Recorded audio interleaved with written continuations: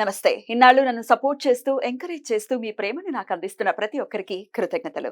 అలాగే ఈ వీడియో కూడా ఖచ్చితంగా మీకు ఉపయోగపడుతుంది. లైక్, షేర్ అండ్ సబ్స్క్రైబ్ చేసి మీ సపోర్ట్‌ని నాకు అందించండి. అలాగే ఈ వీడియో పట్ల మీకున్న అభిప్రాయాన్ని కామెంట్ సెక్షన్‌లో కామెంట్ చేసి తెలియజేయండి. ఇప్పుడు వీడియోని చూద్దాం.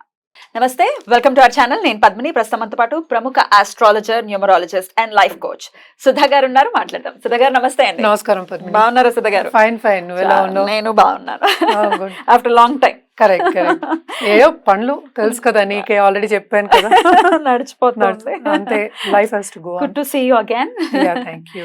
రైట్. మీరు చాలా ఏళ్ల నుంచి ప్రాక్టీస్ లో ఉన్నారు ఆస్ట్రాలజీ అనేది. అది నాకు తెలుసు. నాకు పర్సనల్ గా కూడా చాలా ఏళ్ల నుంచి కూడా పరిచయం మీరు. సో రాశి వైజ్ మనం ఒకసారి చూసుకుంటే చాలా మంది రాశి ప్రకారమే చూసుకుంటూ ఉంటారు. వాళ్ళ అంటే లగ్నం మేజర్ రోల్ ని ప్లే చేసినప్పటికీ చాలా మందికి తెలియదు. కానీ రాశి ఓకే, నక్షత్రం ప్రకారం కూడా రాశి ఉంటుంది కాబట్టి ఆబ్వియస్ గా మరి రాశి వైజ్ చూసుకుంటే ఏ రాశి వాళ్ళు ఏమేమి పరిహారాలు చేసుకోవాలి for the better well being అనుకోవచ్చు, లేకపోతే ఒక పీస్ఫుల్ లైఫ్ ని లీడ్ చేయడానికి అనుకోవచ్చు. అలాగే జమ్ స్టోన్స్ నాకైతే చాలా చాలా పర్సనల్ గా నేను చాలా నమ్ముతాను. మన దగ్గర జెమాలజిస్ట్ కూడా ఉన్నారు, సర్టిఫైడ్ జెమాలజిస్ట్ ఉన్నారు. బ్యూటిఫుల్. అయితే మరి ఆ జమ్స్ కి గురించి కూడా మీరు వివరంగా ఒకసారి చెప్పండి సుధా గారు. మరి రాశి వైజ్ మాట్లాడుకుందాం. తప్పక రాశి వైజ్ వెళ్దాం, ఎందుకంటే వాళ్ళకి కూడా అర్థం అవుతుంది, ప్రేక్షకులకు అర్థం అవ్వాలి కదా. తప్పకుండా. సో వాళ్ళ నక్షత్రాలు తెలుస్తాయి కదా. సో చాలా మందికి ఏంటంటే బర్త్ స్టోన్ అని బర్త్ స్టోన్ పెట్టుకుంటూ ఉంటారు. సో దాన్ని బట్టి కాకుండా మనం డిఫరెంట్ గా చూస్తాము, బట్ మాట్లాడుకోవడం ఎందుకంటే 12 రాశులే కనుక దాని గురించి మాట్లాడుకోవాలి. రాశుల వారీగా ఏ రాశి వాళ్ళు ఎలా ఉంటారు, ఏ జమ్ స్టోన్స్ వేసుకోవాలి, అలాగే ఎట్లాంటి రెమెడీస్ ని ఫాలో చేయాలి అనేది చాలా బ్యూటిఫుల్ గా ఎక్స్ప్లెయిన్ చేస్తున్నారు. ధనస్సు రాశి నేను విన్నది ఏంటంటే చాలా ఓపికతో ఉండేటటువంటి రాశి ఏదైనా ఉందంటే ధనస్సు. మహానక్షత్రాలు ఉన్నాయి. సహజ నవమ స్థానంలో ఉండేటటువంటి రాశి ధనస్సు రాశి. చెప్పండి ధనస్సు రాశి గురించి ఒక్కసారి మీ ద్వారా, అలాగే ఎట్లాంటి రెమెడీస్ చేసుకోవచ్చు ఇవి కూడా. Very simple. ఏంటంటే very extremely knowledgeable people and sensitive people అని చెప్పాలి వీళ్ళు. అట్ ద సేమ్ టైం ఫ్రెండ్లీగా కూడా ఉంటారు. సౌమ్యం అని చెప్పారు ఇందాక ఒక రాశి, అలా సౌమ్యవంతులు చాలా అని చెప్పాలి. అండ్ నాలెడ్జ్ థర్స్ట్ అనేది వీళ్ళకి ఎక్కువ ఉంటుంది. నేర్చుకోవాలి ఉంటుంది ఎక్కువ. అట్ ద సేమ్ టైం వీళ్ళకి ఏదైనా పట్టుబడితే, నేను పట్టిన కుందేలకి 3 కాళ్ళు అంటే అది నిజమే, ఇంకేం చేయలేవు, వాళ్ళ కిందలుగా నుంచి ఏం చేయలేవు వీళ్ళతోటి. సో అలా ఉంటుంది జనరల్ గా. అంటే వీళ్ళకి నాలెడ్జ్ థర్స్ట్ అనేది ఎక్కువ. నేను ఆల్రెడీ జాతకాలు చూసిన, అండ్ ఆల్సో ఫ్యామిలీలో కూడా ఉంటూ ఉంటారు కదా. సో వీళ్ళకి చాలా ఉంటుంది. అండ్ ఆల్సో ఉన్నత స్థానానికి వెళ్ళే ఎక్కువ అంటే ఎఫర్ట్ పెడతారు వీళ్ళు. అంత బుద్ధి బలము ఉంటుంది అండ్ ఫిజికల్ స్ట్రెంగ్త్ ఉంటుంది, రెండు ఉంటాయి వీళ్ళకి. మెయింటైన్ చేసుకుంటూ వస్తారు చక్కగాను. నేను చెప్పినట్టు నాలెడ్జ్ కావాలి అంటే అదేంటంటే అది కూడా ఒక థర్స్ట్ అని అందుకనే అన్నాను అనమాట.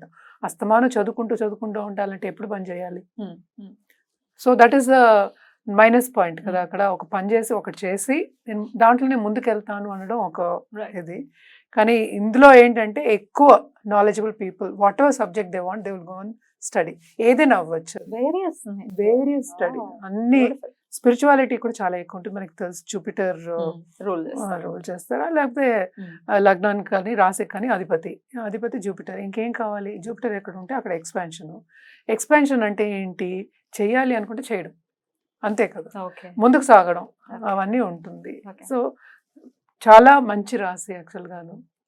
9వ రాశి అనేది సహజంగా వీళ్ళకి డబ్బు ఆకర్షించే ఒక రాశి కిందే చెప్పుకుంటాం. నాలెడ్జ్ ఒకటి కాకుండాను సంపద. ఇదివరకు సంపదకి ఇప్పుడు సంపదకి చాలా తేడా ఉంది.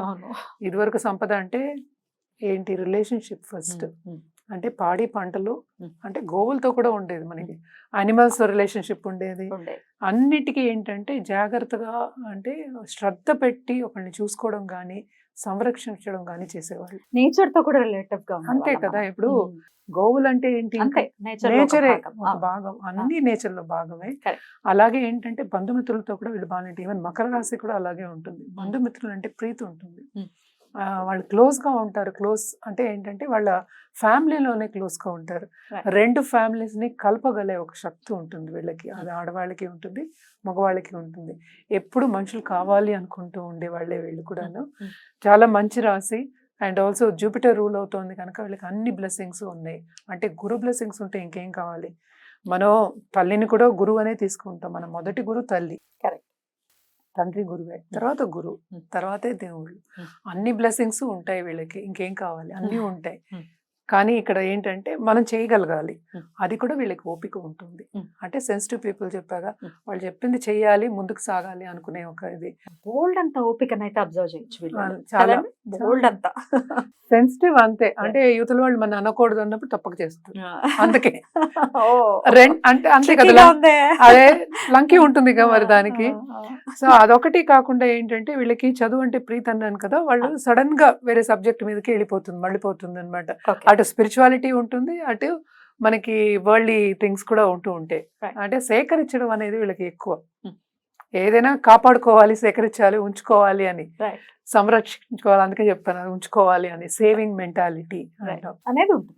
కానీ మాకు ఈ క్వాలిటీస్ లేవండి అని ఒకవేళ ఎవరైనా కాంట్రడిక్ట్ చేస్తూ ఒకవేళ అనుకుంటే గనక ఎందువలన ఈ క్వాలిటీస్ ఒకవేళ మిస్ అవ్వచ్చు? మిస్ అవ్వడం అనేది ఉండదు. బట్ మనం మాట్లాడుకునేది రాశి వారిగా. ఇంకా మనకి 12 భావాలు ఉన్నాయి. సో మిగతావన్నీ మరి ఏమయ్యాయి మరి చూసుకోవాలి మరి, అంతే కదా. ఇప్పుడు ఒక వస్తువు ఉంది, ఒక వస్తువు నీకు నచ్చచ్చు, పక్క వాళ్ళకి నచ్చపోవచ్చు. ఆ వస్తువుతో ఒకళ్ళకి పని ఉంటుంది, ఇంకోళ్ళకి పని ఉండకపోవచ్చు. కానీ వస్తువే కదా. సో అలాగే రాసే వాళ్ళ క్యారెక్టరిస్టిక్స్ అవే.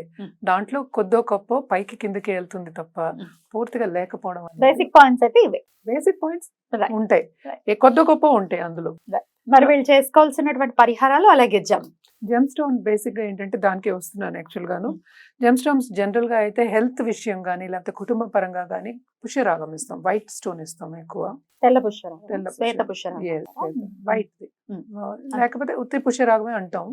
వైట్ ది అని ఎందుకు చెప్తున్నాను అంటే, డబ్బు కావాలి, లేకపోతే కెరియర్ లో ముందుకు రావాలి, అంటే మనం సంపద మనకి రావాలి. ఈ కాలం సంపద నేను చెప్పినట్టు ఒక వస్తువు కొనుక్కోవాలి, ఖరీదైన వస్తువు, అంటే ఒక ఇల్లు, నేను అనేది బ్రాండెడ్ కారు, అలాంటివి కొనుక్కోవాలి అన్నప్పుడు మనకి కెరియర్ బాగుండాలి కదా. సో ఆ సంపద కావాలి అన్నప్పుడు కనక పుష్యరాగం అనేది ఇస్తాము. ఈ 2 స్టోన్స్ ఏంటంటే ఎప్పటికీ బెనిఫిట్ కనుక, బెస్ట్ బెనిఫిట్ అన్నిట్లో, అన్ని గ్రహాల్లోకి కనుక చల్లని చూపు కూడా ఉంది కనుక, అన్ని బ్లెస్సింగ్స్ ఇస్తాడు కనుక జూపిటర్. వేసుకుంటే పెద్దగా చెడు జరిగేవి ఎక్కువ ఉండవు. ఇన్ జనరల్ గా అందరికి పడుతుంది అని, ఇన్ జనరల్ గా కనక పుష్యరాగం అందరికీ ఇవ్వచ్చు. కానీ ఇఫ్ దర్ ఇస్ డిఫరెన్స్ అంటే ఏంటంటే ఏదైనా నెగటివ్ ట్రేట్స్ ఉంటే ఎక్కువ వి వోంట్ అడ్వైస్ అనమాట. పుష్యరాగం అయితే ఎస్, ఎందుకంటే హెల్త్ రీతిగా ఎక్కువ చెప్తాం కనుక అది వేసుకోవచ్చు. మనకి అనాదిగా వస్తున్న ఒక పద్ధతి ఏంటంటే, ఈవెన్ మన అమ్మమ్మలు తాతమ్మలు కూడా మనకి పుష్యరాగం ఇయర్ రింగ్స్ అవి వేసుకునేవారు. ఇది అయిన తర్వాత మనకి డైమండ్స్ అయిన తర్వాత అదే సో వేసుకునే ఇప్పుడు కూడా ఇస్తూ ఉంటాం. ఏవైనా మన ఆభరణాలు చేయించుకున్నప్పుడు కూడా పుష్యరాగం వేసుకుంటూ ఉంటాం. కానీ డిఫరెన్స్ ఏంటంటే మనం ఇచ్చినప్పుడు అది రోజు ఒంటి మీద ఉంటుంది కనుక, సో అది వారంట్ అయితేనే, అంటే జాతకంలో ఉంటే కనుక మనం ఇస్తాము.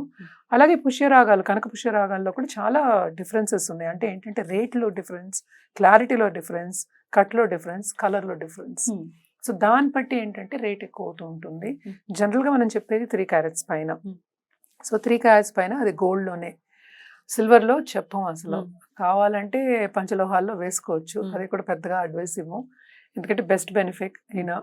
సో తప్పక ఏంటంటే గోల్డ్లోనే వేసుకోవాలి. గోల్డ్ కూడా అధిపతి ఆయన గురువే కాబట్టి అందుకే చెప్తారేమో. అది కూడా ఉండొచ్చు, కానీ జనరల్ గా అయితే గోల్డే చెప్తాము. ఎందుకంటే ఆ కలర్ కూడా అంతే. ట్రూ.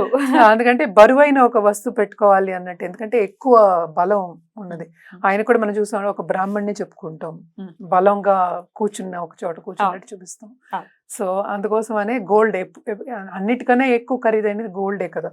అప్పుడు నేను చెప్పినట్టు జాతకాలు కన్స్ట్రక్ట్ చేసినప్పుడు ఆ సిలబస్ వాళ్ళు పెట్టినప్పుడు అప్పుడు అదే ఉండేది ఎక్కువ గోల్డ్. అంటే ఇండియా మొత్తం అదే ఉండేది గోల్డ్, అండ్ ఈజీగా దొరికేది కూడాను, మనకి అందుబాటులో కూడా ఉండాలి కదా.